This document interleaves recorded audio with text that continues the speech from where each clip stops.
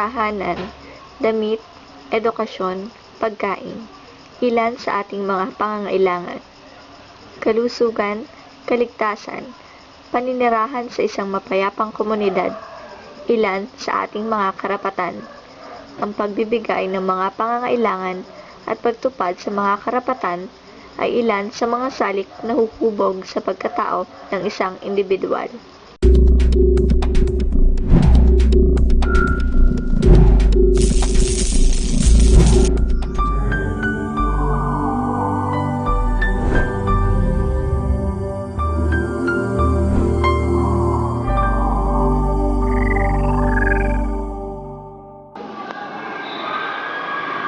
Ano nga ba ang kalagayan ng lipunan sa kasalukuyan? Ito ang katanungan ng ating sarili mismo ang makakasagot. Ito ang reality bites, ang definista at ang lipunan. Maraming problema ang mundo. Isa na dito ang magulong lipunan. Lansangan. Ito ang tawag ng kalarami kung saan makikita ang iba't ibang klase ng realidad. Nandito na mga bahid ng dungis, mga sugat, mga paso at bubog. Ito ang lipunan na ating ginagalawan. Lansangan nga kung ito ay tawagin ng ilan, paraiso naman para sa mga musmos at walang malay na kabataan. Dahil sa kahirapan, maraming mga kabataan na nagkalat sa mga kalye at sa murang edad pa lamang ay natuto ng pumasok sa mga trabahong may kinalaman sa pagbebenta ng sarili, panandali ang pagkakakitaan tulad ng pagnanakaw at paggamit at pagbebenta ng mga ipinagbabawal na gamot.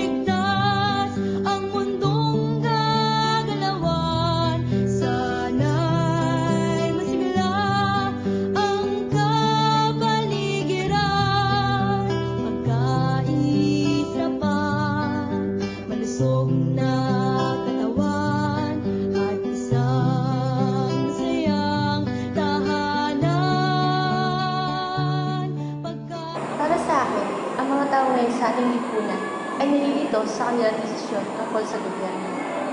May pagkakamali din ang ating kababayan dahil sa labis nilang pag-asa sa mga pangakong binibitiwan ng mga opisyal ng gobyerno, kahit hindi na nila nagagawa ng paraan upang mapaunlad ang kanilang sarili. Samantala, ang ating gobyerno may pagkakamali din dahil ang kanilang mga pangakong binibitiwan ay napapako. Puntot din man nila ito, pangmadali lamang ang kanilang pagtulong sa ating mga kababayan at hindi ito nagtatagal. Kung kaya't dahil dito, nasabi ko na ang ating lipunan ay hindi pa rin lubos na mawala. Bilang mga miyembro ng isang lipunan, marapat lamang na bigyang halaga at pangalagaan natin ang mga kabataan. Mayroong mga batas tulad ng Republic Act 9231 na nagsusulong ng karapatan nila na dapat nating isalang-alang. Patnubay, hindi lamang ng sariling pamilya, ngunit maging ng lipunan ang kailangan ng mga kabataan upang hindi sila maligaw na landas at sa halip maging pag-asa pa ng pagsulong ng kalagayan ng lipunan. Game. Ang mga kabataang nagkalat ngayon sa lansangan, na sa mura nilang edad natututo sila na magnakaw at pumasok sa trabaho ng pagbebenta ng sarili. Ito ay dulot ng tinatawag na juvenile delinquency o ang kapabayaan ng mga magulang sa kanilang mga anak.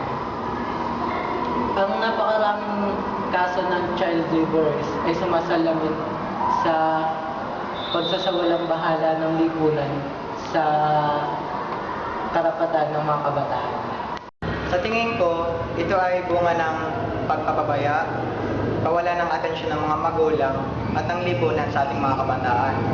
Isa pang dahilan yung pagsama sa malayong kabarkada. May mga kabarkada kasi na PI o mag-influence. Kaya tila naliligaw ng landas ang ating mga kabataan ngayon.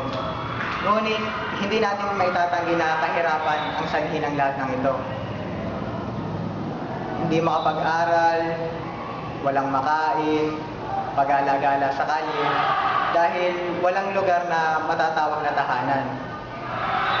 At tila likong daan ang tinatahak.